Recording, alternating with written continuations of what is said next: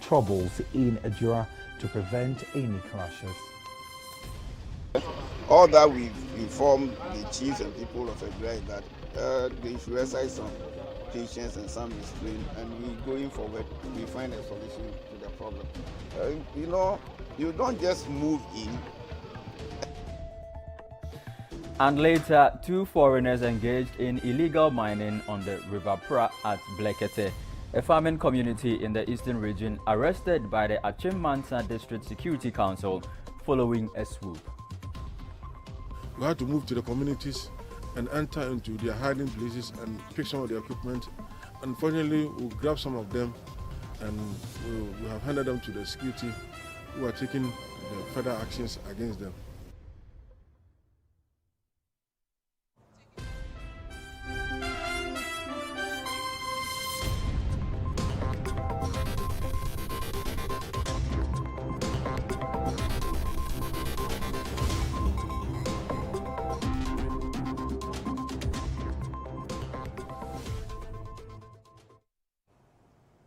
We're grateful that you could stay with us. Let's begin with our very first story. And the New Patriotic Party says its track record of saving depositors' funds in the banking sector cleanup should give hope to Ghanaians that investor funds will be saved in the debt exchange program. The government has come under strict criticism for introducing a new arrangement to vary maturity dates and annual interest for domestic debt bondholders. Some groups and labor unions have expressed their opposition to the move. The following report has more details. This after the Minister of Finance announced the first step of debt restructuring aimed at bringing the country's debt to sustainable levels. About 10 groups have officially expressed opposition to the policy direction. Amidst concerns of inadequate consultations, the groups also believe the debt exchange will negatively affect their members. Majority of the opposers are labor unions. These include the Trades Union Congress, the University Teachers Association of Ghana, the Ghana National Association of Teachers, and the Ghana Mines Workers Union. For these unions, the news came to them as a surprise. UTAG, we have a lot of workers who have also invested in pensions, and some are going to work for like 30 years, and by the time they are going on pension, they expect that they are going to live a decent life based upon their contributions. So it's a shock that the pensions are going to be affected in one way or the other. Especially, we are talking about the GOS, we are talking about the Tier 2 and then the Tier 3. And once this is touched, in one way or the other, it's directly affecting our members. And we are saying that we are not happy. The government has, however, indicated that the opposition is coming from groups who were not the primary target of the consultations, since they are beneficiaries of the investment. The groups are, however, not in tune with this explanation. They contend that their members will be affected regardless of how government processes the debt exchange. Look at what is happening, 35% per year. Are we going to sit down for this to happen in this country? 35% per year. How much is the salary? And if you take the 35%, how much will remain for you to take care of your family? Are we going to sit down, my brothers and sisters? Are you going to sit down for your pensions to be haircut? It should never happen. And I have said it in whom we released a statement on Monday that there's no way we will sit down for that haircut to happen to our pensions. If they have any exemptions, if they have any haircuts, the ministers, the president, and whoever's head must be cut first before they will bring it to us. So when, if Ghana want to make savings, they must start from their home. Why can't the government reduce his ministers and save costs? Why can't they spend something meaningful in saving costs for Ghanaians? When the government was borrowing left, right, and center, purporting to invest in non-existent projects, I'm pretty sure the government knew that the debt was reaching unsustainable levels. The Ghana Mine Workers Union, in one voice with the TUC and all its affiliates, wants to restate our position, and we state this position without any fear of contradiction, that we will do everything in our power to ensure that our members are fully protected and that not even a peso of pension funds is lost in the debt restructuring program.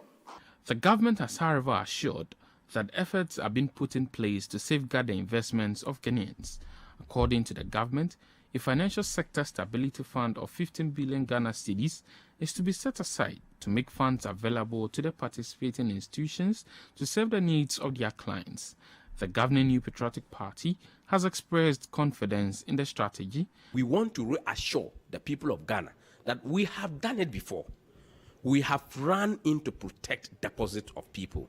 We will surely protect the bonds and the maturity days that when it comes, government reassures the public confidence that we will provide and make sure everybody will have his share of his bond investment. Meanwhile, the unions want any instrument holding their investments to be excluded from the debt exchange program. Apart from the pensions I've talked about, I know that most of the public universities also, they have credit unions. And again, these are huge sums that people contribute. And I know that some may have also invested in these bonds. So whether it's pensions or whether it is the credit unions, they in one way or the other are going to be affected. And that's why we are so much concerned, and that's why we've issued this statement. UTAG, we are saying that our members should not be made worse off, and that the pensions of our members should not be touched, and most importantly also the contributions from the credit unions should also not be touched. The New Patriotic Party, whose government is championing the debt exchange program, says the move is the best for investors at this moment. It is a global crisis that has affected every facet of business transactions in the world, including Ghana. So government says that, yes, bonds that we have, people that are holding bonds, you are likely to be affected because of the value of bonds that exist in this current situation. Government says that instead of you going in for a haircut where you will go and get less than your bond value, government comes in with a debt exchange program to be able to trade off that debt and work on it to mature it over a period of time to return such value of bond to you, including interest after the period that the government has stipulated. Certainly, the government will have to do more to get a buy-in of stakeholders in this debt exchange program. Reporting for Citi News, Hansen Ajeman.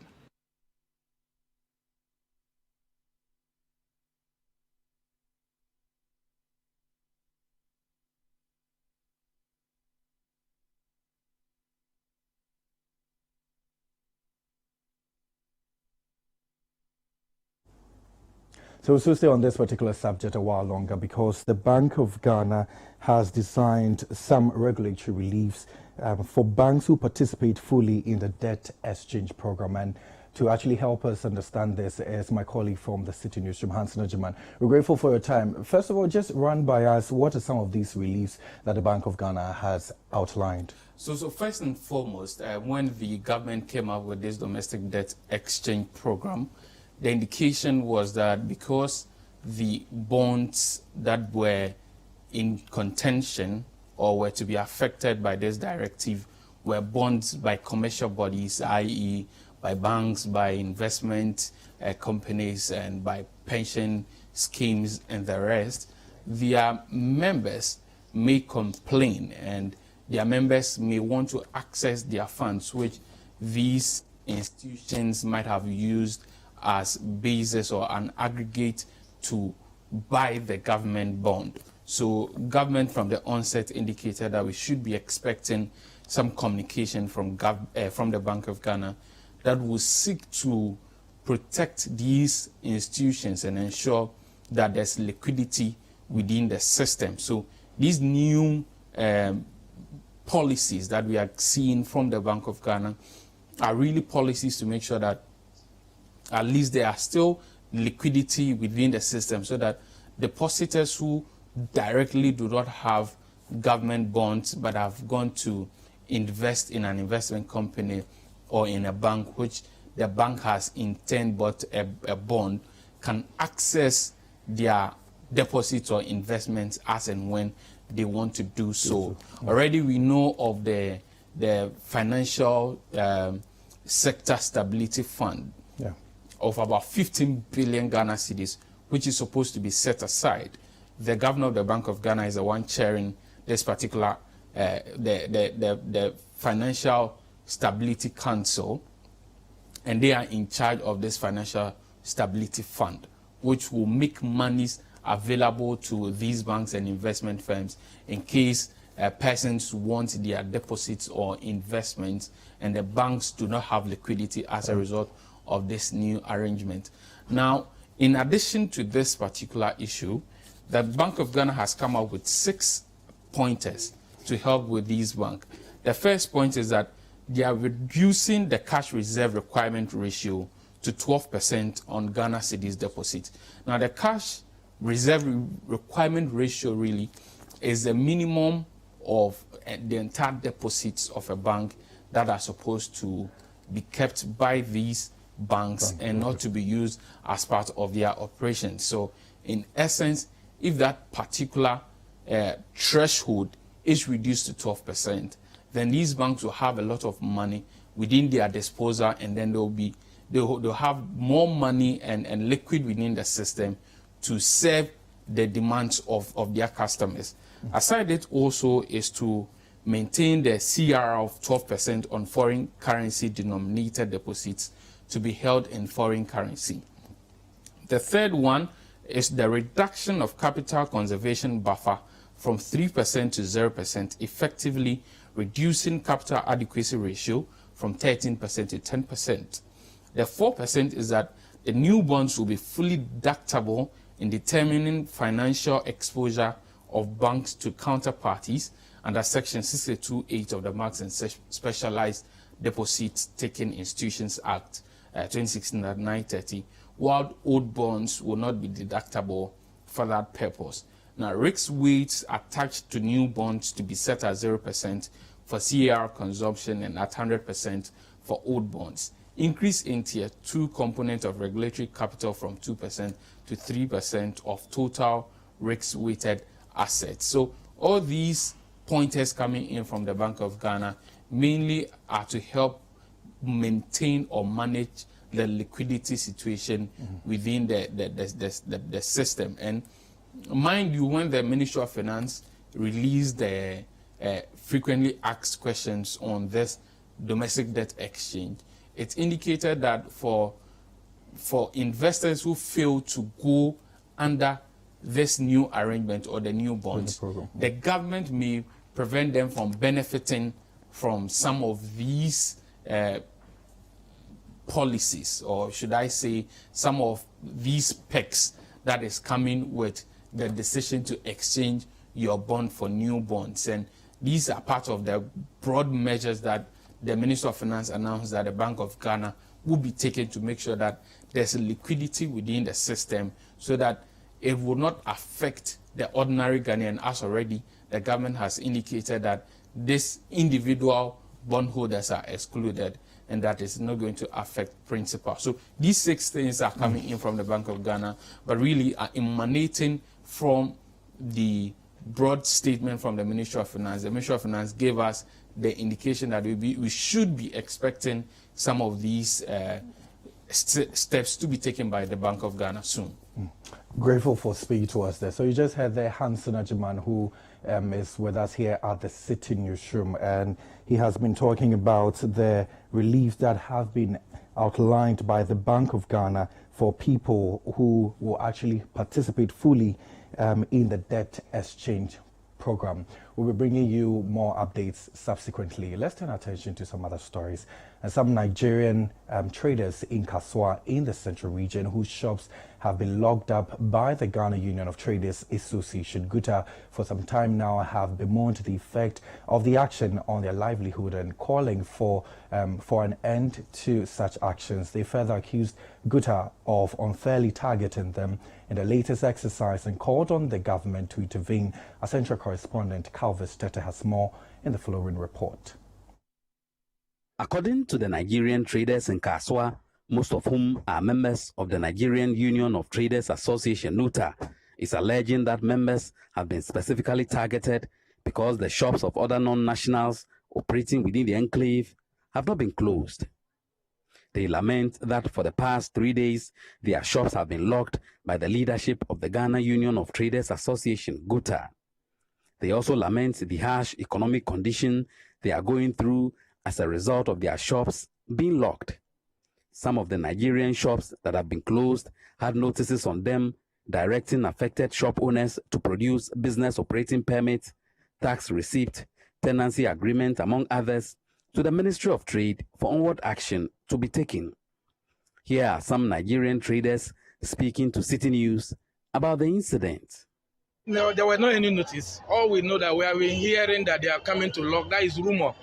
They have been saying it over 1 month that they are coming to lock our store, but there were not any notice.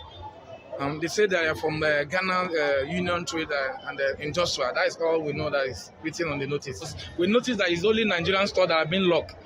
And according to what they wrote here, they said it is foreigners. So we don't know whether other nationality that is in Ghana, they are not foreigners. It's only Nigeria that is foreigners, because that is what we see that is happening.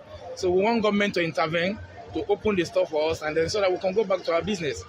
There are some other nationalities here, Malians, even Cameroonians, and some other nationalities, even from Asia and all over the world. Everybody is here, but they only picked out the Nigerians to lock their shops. I don't know why, because we are so frustrated. This Christmas is coming, and some of us have families here, and the inflation rate is very high.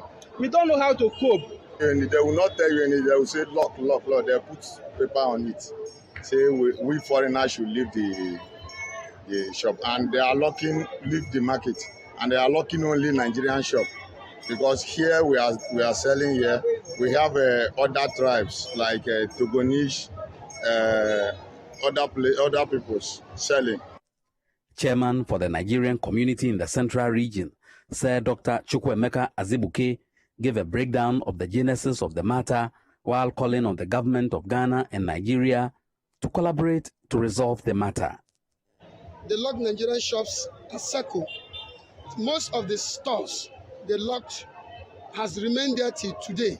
They continue at Kumasi.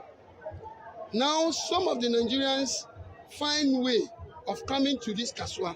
And when you come to Kaswa, there is a very big market.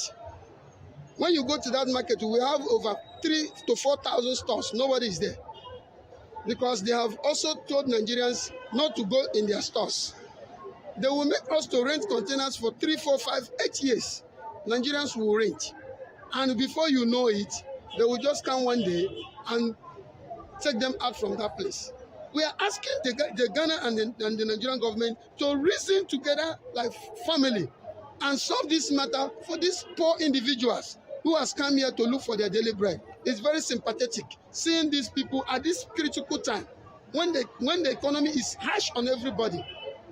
Christmas time is coming, school fees is there, and they are coming at this critical time to lock their shops. It's very sympathetic. For me, as their leaders, I feel sorry. I feel so saddened.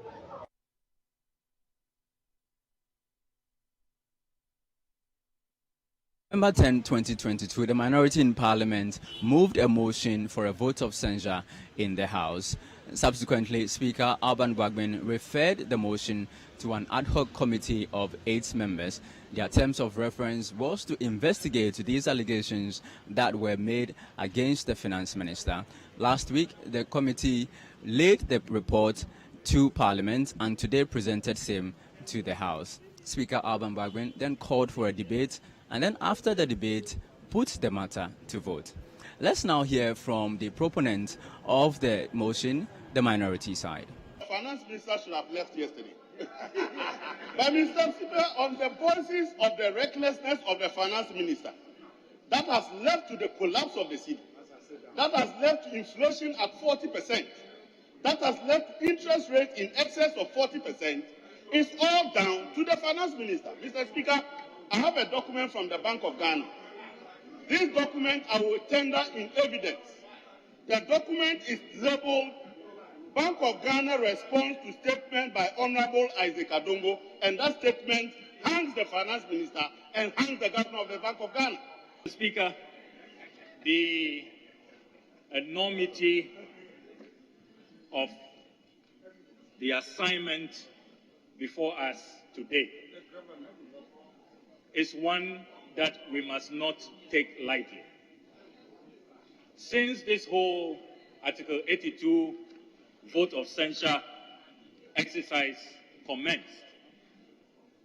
we have been bombarded by lawyers who have been marshaled by the Honorable Finance Minister, right from committee all the way to today. We just listened to the Honorable Attorney General. The question that I want to pose, Right Honorable Speaker, is that who speaks for the victims of the Honorable Finance Minister? I ask this House to stand strong and firm together in bidding goodbye to the Honorable Minister for Finance and bidding him farewell that at least 6 years as Minister of Finance, he's done his part. He's done his part. He started well in 2017-18 and started dipping with poor performance into 2019 and 2020. And we have a responsibility as representatives of the people to hold him accountable. Be reminded that this House, the Parliament of Ghana, so established under Article 93 of this Constitution, is not a quasi-judicial body. And it is not,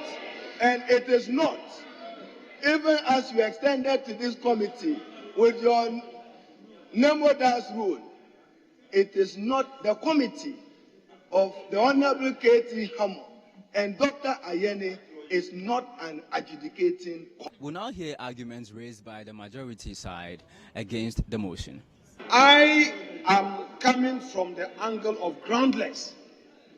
I rely on the provision groundless. Mr. Speaker, my honorable minority leader knows how to prepare a document for the purpose of evidence. He knows what to do when he wants to get a document for our records. Mr. Speaker, I contend that that paper, which we have not seen, which Mr. Speaker has not seen, which has supposedly been laid, cannot, Mr. Speaker, cannot be said to be a proper document for the purpose of evidence. It is not. And it's very misleading, Mr. Speaker, a picture that we don't know the source. Mr. Speaker, if you may give me a copy, let me show it to you. Mr. Speaker, clerk at table, bring it. Mr. Speaker, with your leave, the clerk at table may let me have it to make my demonstration. So 69(7) relating to the impeachment in respect of presidents provides for the president to be heard either by himself or through his elected lawyer. Article 95 2D, which relates to speakers having to vacate their office, does not bear the construction of they having to be heard. That is Article 95 2D. However, our own standing orders is the one that you have used to expand the remit of Article 95 2D. That is why I found it strange that whereas the Constitution provides that the minister must be heard, people were kicking against it, that he must be heard only on the floor. And even if he elects to be heard through his lawyer, the lawyer will not have any space. But today, as I've said, we have converted souls, so we will live with them. Attorney General Godfrey Dame was also in Parliament today to raise some legal arguments in favor of Finance Minister Ken Ofori-Atta. Speaker, indeed, if that's the case, then this Honorable House was also not clogged with jurisdiction at all to consider any of the grounds for or in support of the motion for censure, apart from what I think may pass, which is ground 4. Mr. Speaker, I will illustrate why. Ground 1, which is the conflict of interest, it has already been argued extensively that indeed CHARGE is the authority with sole jurisdiction to probe matters bordering on conflict of interest. I will just quickly refer to the holding of the Supreme Court at page 845 in Okuyeto Ablakwa versus Atenjira, reported in 2012, volume 2 Program Report. Just a very short sentence. It says the issue of conflict of interest raised here can easily be resolved by recourse to Article 287 of the Constitution. Article 287 mandates the complaints against a public officer under Chapter 24 of the Constitution to be investigated exclusively by the Commission for Human Rights and Social Justice. The Speaker, even the courts, avoid a determination of issues of conflict of interest. How much more Parliament? Hearing arguments from both sides, Speaker Alban Bagwin puts the motion to vote. But before that, this happened. We wash our hands. We wash our hands all this. Chair must come. Chair must come. Chair must come. Chair must come. Chair must come. We are washing our hands. We are washing our hands. Chair. Chair. Chair. Chair. Chair. Chair. The Speaker will then give his ruling on the motion after the voting exercise was done. I now put the question on the motion that was moved by the minority leader and seconded by the minority chief whip, which is what resolved in the resolution. And so the resolution reads as follows. Whereas by the provisions of Article 82 of the Constitution and Orders 106 and 108 of the Standing Orders of Parliament, this House hereby resolves as follows: to pass a vote of censure on the Minister responsible for Finance. Those in favor, after the secret vote, is 136. Those against, 0. Abstentions, 0. Now, in accordance with Article 82(1), which reads, Parliament may, by a resolution supported by the votes of not less than 2/3 of all the members of Parliament, pass a vote of censure on a Minister of State. Following the terms of Article 82(1), the vote is accordingly lost. Also in Parliament today, the MP for Doma East, Paul Chumberima, urged organized labor who have vehemently resisted government's new bond exchange program to help government revive the economy. I believe, as I said earlier on, it's in their right to complain. It is in their domain. But looking at the times we find ourselves, it's also time that we have to take a bitter pill to be able to support this government to revive our economy. We don't need to wait and say, had I known? Had I known will not be something that we all have to think about. Let's take the opportunity available to us now and let's revive our economy. We are in difficult times. We are in challenging times. Nobody should say that the country is enjoying some luxury now. No. So therefore, that if somebody is enjoying luxury, as he's saying, a government person, clearly then that person must know what he or she is doing is not in order. We must all support the average Ghanaian, support everybody, so that together we can revive our country. And this is the point we are now. So yes, I will agree with the UTAC people, but it's an appeal that at this point, let's do this to protect. If you see, the most important thing is that if you look at these bigger investments, and these are bigger banks, the people who has a lot of money there are these teachers, are these small kids. So obviously, if those monies are not protected, they may lose more.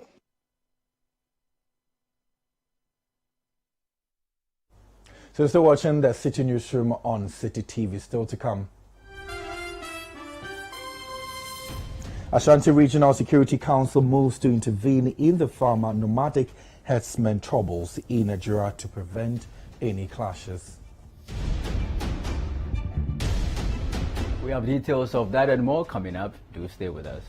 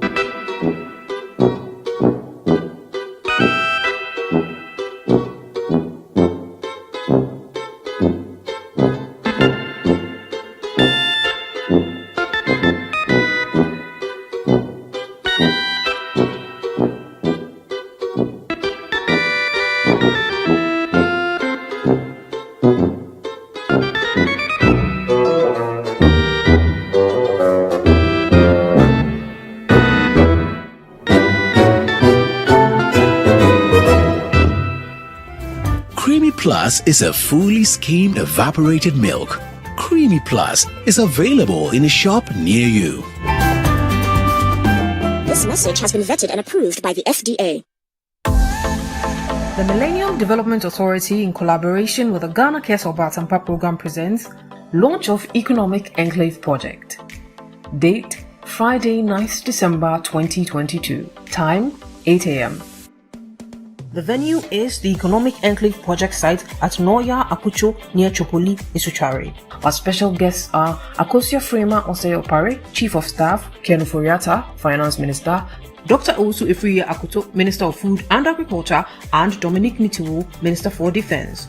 This program is brought to you by the Government of Ghana.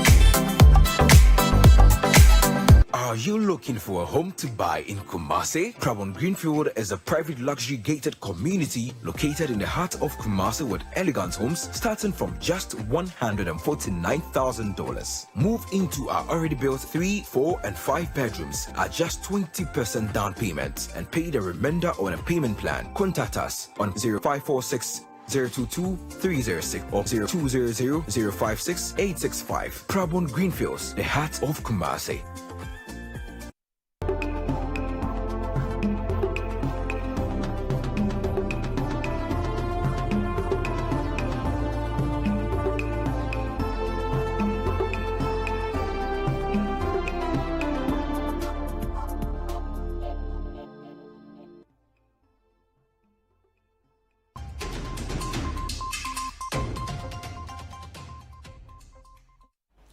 You're welcome back. Now, the Ghana National Association of Authors and Publishers is warning of an imminent collapse of the publishing industry, citing current high cost of doing business. According to the group, the worsening economic situation has further compounded their woes, leading to many of their businesses folding up. The association has thus hinted of plans to review prices upward for textbooks to be used in various schools next academic year. Our Ashanti Regional Correspondent Fatih Aminu Ibrahim reports. Business owners have in recent times complained of the negative impact the current economic crisis in Ghana is having on their businesses. While some have folded up, many others that appeared initially to be resilient are struggling to survive. It appears the situation is not getting any better as more business owners and groups fear a lack of strategic plan from the government will lead to the collapse of more businesses. The latest industry to cry out about the stifling economic situation is the Ghana National Association of Authors and Publishers. The association says this is mainly because the country has no paper mill machines, hence publishers import papers to enable them publish books. Speaking at a news conference in Kumasi, the president of the association, John Akwesi Amponsa, first noted that starting from the next academic year, prices of books for pre-tertiary education level will be reviewed upwards. We must say that we have had a lot of challenges with regard to the development of books in Ghana, but particularly the challenges are worsened by today's economic circumstances of the country, herein referred to as exchange rate, payment terms, inflation, interest rate, fuel prices, utilities, and the discounts we have for schools. All these factors put together is having a crippling effect on the industry, especially for authors and publishers in Ghana.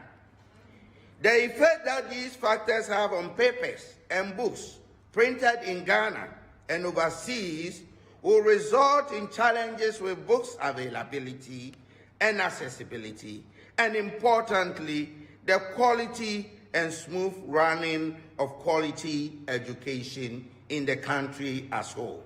In line of these factors, consider the following immediate actions to be taken to save our dear companies from immediate collapse.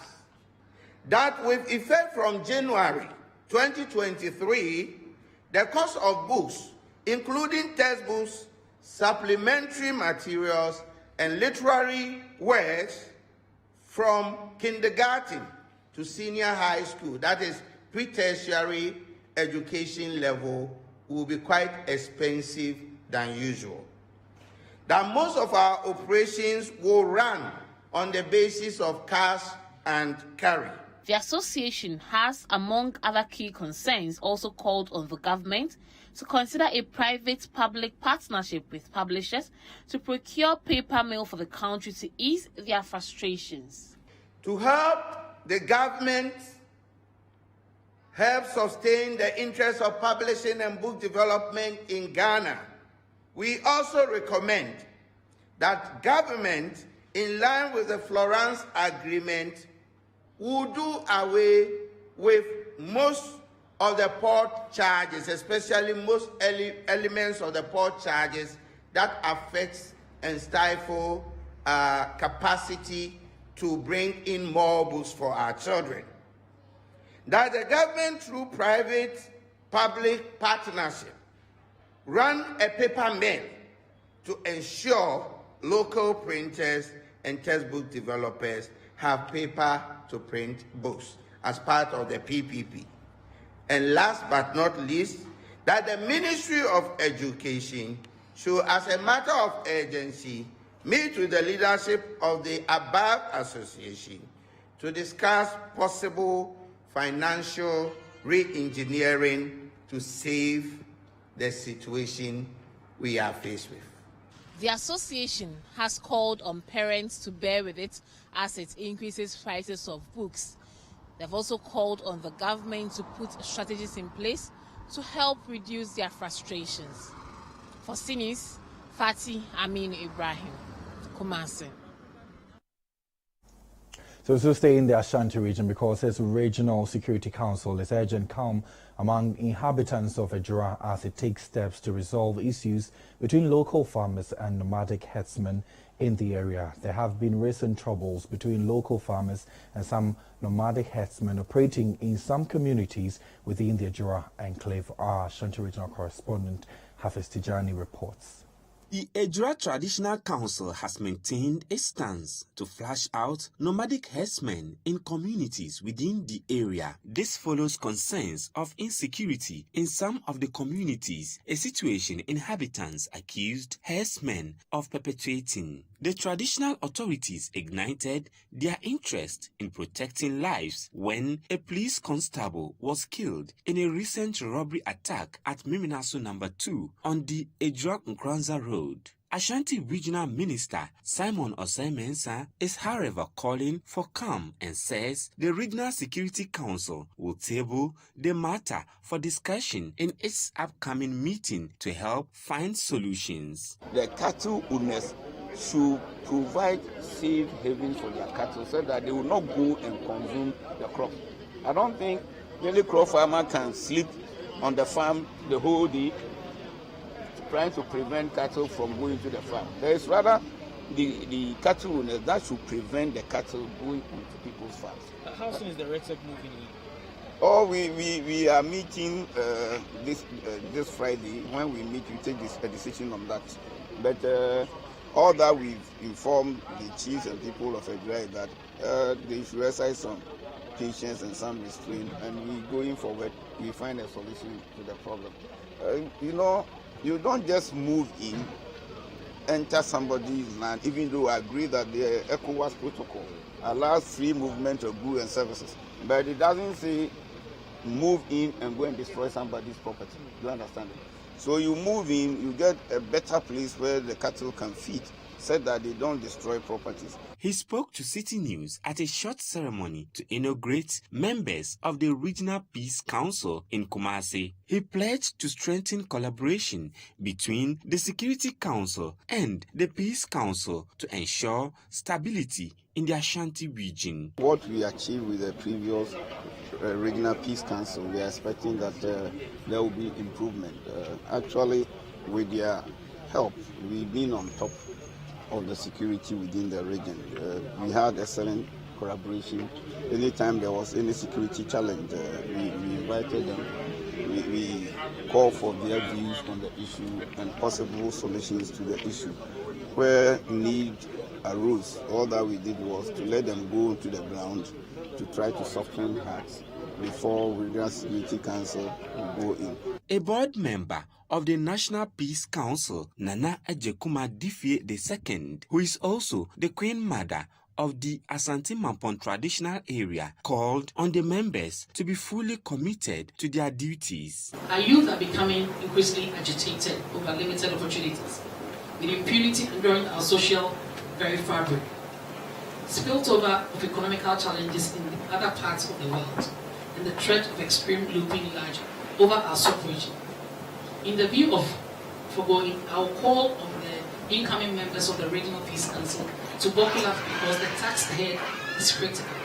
Ashanti Regional Chairman of the Peace Council, Bishop Nuhu Ben Abubakar, reiterated members' commitment to ensure peace and stability in the region. The majority of the members were from the old board.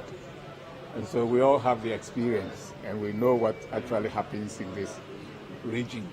We have chieftaincy disputes, we have youth agitation, we have political conflicts, we have regional conflicts, religious conflicts. And now, this time is Galabze. It's also creating problems. And with our experience, the way we've handled them so far, we know that we can handle all the conflicts. The members include religious and traditional leaders. The Ashanti Regional Branch of the National Peace Council is urging communities in the region to also play their role in ensuring peace and stability in the region. Hafiz Tijani, Citi News, Kumasi. You are still watching the Citi Newsroom here on Citi TV. Still ahead. 2 foreigners engaged in illegal mining on the River Pra at Blekete, a farming community in the eastern region, arrested by the Achimmansa District Security Council following a swoop. We have details of this and other stories coming up shortly. Please do stay.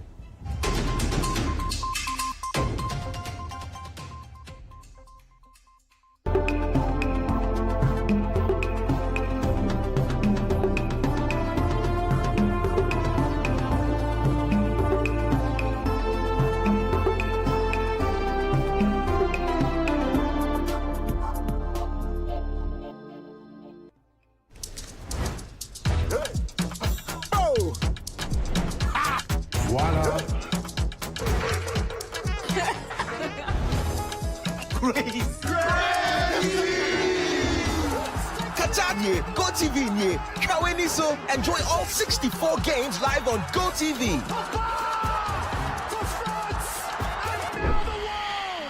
a Go Coder and Plus at 89 Ghana cities. Go TV, love it. The Millennium Development Authority, in collaboration with the Ghana Cares for Batampa program, presents Launch of Economic Enclave Project. Date, Friday, 9th December 2022. Time, 8 a.m. The venue is the Economic Enclave Project site at Noya Akucho near Chopoli, Isuchare. Our special guests are Akosia Frema Osei-Opare, Chief of Staff, Ken Oforiatta, Finance Minister, Dr. Owusu Efriye Akoto, Minister of Food and Agriculture, and Dominic Nitiwo, Minister for Defense. This program is brought to you by the Government of Ghana. Bronya! Hey, high sense, Bronya, don't call me! High sense, Mobi Piara Frisia Po! Every 15th December, I come 8th January. Hey, high sense, Bronya, don't call me! And one more son, Yemen Wyating. Nasu Udonti. High sense, yeah, 10 Yemen now to say who? Yeah, Shama Undi Bronya no Sibia. And to Uber Raya showroom. When a dear, a yo Pia pocket level. Showroom Yemen in na. Aye, Bronya, don't call me. TV, fridge, freezers, air conditioner, smartphones, sound system, and it be Pia or high sense showroom Pia. Aye, high sense Bronya, don't call me. And maybe Pia and Tetel. And Kwane here. So high sense D.O.B. Bronya, no feeling. Every 15th December, I come him 8th January. And yeah, high sense Bronya, don't come in. High sense, everyday prices for everyday people.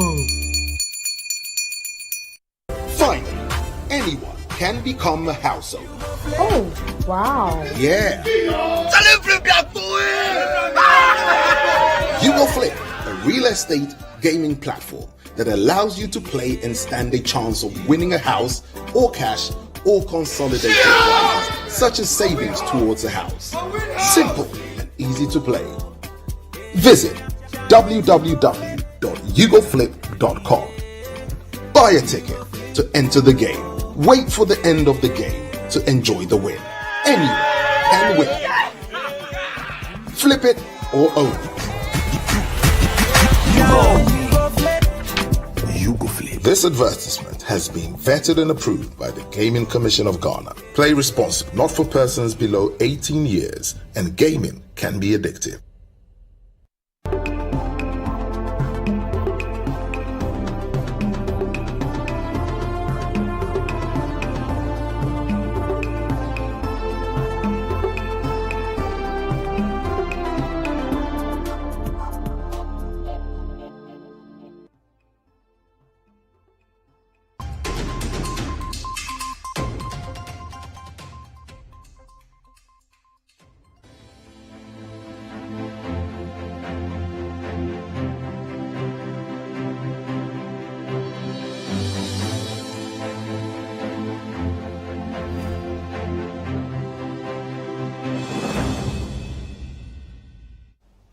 Welcome back. In some other news, the Achimmansa District Security Council in the Eastern Region has arrested 2 foreigners engaging in illegal mining on the Pra River at Blekete, a farming community located along the Pra River, where the district shares a boundary with the Ashanti region. The Security Council, which acted upon a tip-off, embarked on an anti-galamsey operation and in the process burnt over 10 chamfans and confiscated mining equipment. There is more in this report by Citi News' Neil Ni Amate Kanaku. The Achimmansa District Security Council has for some time now waged war against activities of illegal miners in the area. Most often, illegal miners, especially foreigners who flee other mining towns, end up finding solace in the Achimmansa District due to the calm atmosphere in the area and the existence of 2 major rivers in the district, that is the Brim and Pra rivers. The invasion of foreigners engaged in illegal mining has become a headache for the District Security Council and other well-meaning residents, as their continuous activities has polluted the Pra River, making it impossible for inhabitants and farmers to use on their farmlands. The District Security Council, upon a tip-off, embarked on an operation at Blekete, a farming community in the area where the district shares boundary with the Ashanti region. In the process, they set ablaze about 10 chamfans used by these illegal miners to pollute the Pra River. The district chief executive, Paula Samoa, who is the chairman of DISEC, who has also been speaking to Citi News on the operation, says 2 persons have been arrested for engaging in illegal mining in the area. This time, we had to pick information about where they lodge and where they keep the equipment. So after going to the robbery to burn their champagne machines, we had to move to the communities and enter into their hiding places and pick some of the equipment. Unfortunately, we grabbed some of them and we have handed them to the security who are taking the further actions against them. So how many people did you arrest and how many champagne machines did you set ablaze? Yesterday we arrested 2 and we burnt not less than 10 machines on the river bodies. DISEC, which is committed to ensuring the district is free of illegal miners, is worried about the involvement of natives who aid foreign nationals and other well-to-do businessmen and politicians to engage in illegality. They create a lot of informants along the communities in the district where they operate. They make sure they compromise all the people in the area. They come and the people in the villages, they meet them and get them what they want to get them to influence them. So anytime they see that there's an operation that I'm leading, then these people give prior notice to them, then they vanish. The Ghana National Association of Small-Scale Miners recently launched a task force to patrol the Brim River after activities of illegal miners at the extraction point of the Chebi Ghana water treatment plant caused authorities to shut down the plant, citing high turbidity levels of the water. The immediate engagement of the task force on the Brim River resulted in the reduction of the turbidity level from 3,800 to 89 NTU. Subsequently, the water plant resumed operations. Mr. Paula Samoa believes the intervention of a similar task force and support of central government in patrolling the Brim and Pra rivers in the Achemansa area will go a long way to help stop illegal mining on the stretch. I would like to commend the Association of Small-Scale Miners. Recently, I heard in the news that they went about clearing the people on the river bodies on their own. I think it's very laudable. I will appeal with them to continue. You see, the more we clear these people out of the river bodies and have clean water, they can also operate on the land. Because you see, to be honest, apart from mining in the forest area, these people operating on the river bodies are the most dangerous people. In more stories, the Minister for Lands and Natural Resources, Samuel Abujinapo, says the ministry and its agencies are adapting the use of technology to fight illegal mining in the country. Mr. Jinapo says technology has been identified as a major tool that can aid the fight. Now speaking to journalists after commissioning a control room at the Minerals Commission where all mining equipment will be tracked whilst on the field, Samuel Abujinapo says Galamsey fight will be won. Citi News' Samiria Fay has more in this report. The control room, the first of its kind, has the ability to track and monitor excavators and all earth-moving equipment found on Galamsey concessions. It was built locally by students and lecturers of the University of Mines and Technology in Takwa and has the database of all mining equipment registered with the Minerals Commission of Ghana. The technology helps to track excavators, and it can also allow or bar them from moving from one concession to the other without permission from the Minerals Commission. Operators of the control room also have the ability to demobilize all excavators or earth-moving equipment with just a click of a button. Lead operator of the control room, Sylvester Akpa, says over 40 excavators and earth-moving equipment are currently being tracked. We've created a buffer zone within your concession. So once you get into the buffer zone, a beeping sound will start to prompt you that you're actually nearing your concession boundary. Yes, and once you don't hit to the beeping sound and you cross it, it means that the excavator will go off automatically. We are doing this to actually take off any human intervention. Yes, so automatically we do all this from here. And once it cuts off, that means you have to call the control room where our call center staff will engage you to find out why you actually exceeded your concession boundary. And by this also, we also want to actually solve the issue of cutting excavators in and out, shuttling them across. So the system is such that we are pairing one excavator to a concession at a time. So if you want to move one excavator to a different concession, it means you need to come back to us, that's Minerals Commission, and then we repair you. If you go carry a low bed to take the excavator from there to another concession, it won't work because of the pairing. It won't work because of the pairing that we have actually done here. So you always need to come back to us, and then we repair you. And by which it means that, yeah, we are going to control, the shuttling in and out of excavators from concessions. More importantly, to also curtail dealers, or to actually solve the problem where dealers actually rent out excavators indiscriminately across the country. Yes. So this system, that is what the system is here to do. Minister for Lands and Natural Resources, Samuel Abdullah Janapo, who was impressed with the work done so far, says measures needs to be taken to sustain such a laudable initiative. We have to be able to give ourselves a timeline when all excavators in Ghana will be tracked. If we are not able to do that, this whole investment and this whole infrastructure will amount to nothing. Because the most important thing is that we have all excavators tracked. Because if we track excavators which are supposed to be in concessions, and there are other excavators which have not been tracked, it means that an illegal miner or somebody who wants to subvert or who wants to compromise the system can easily bring the excavator which is not tracked, which is why the instruction we give that all excavators be registered with the various assemblies across the country is turning out to be useful, because you then can take that data, that information, and use that information as your raw material for this tracking. So this tracking cannot be on a small scale, if you want, and where you track a few excavators and leave it there. As much as possible, as much as practicable, we should be able to track all excavators in Ghana, even the excavators which are being used for construction of roads and the rest. You have to work with the Ministry of Roads and the rest to make sure that all excavators are tracked. And finally, secondly and finally, the sustainability of it. This must be sustainable. This cannot be today, tomorrow, and then it's over. We must stick to this. We must stay on the course. We must be determined, and we must keep this true, because I see this to be a big game changer. If we're able to pursue this, implement this successfully, it resolves half of all the problems relating to illegal small-scale mining in Ghana.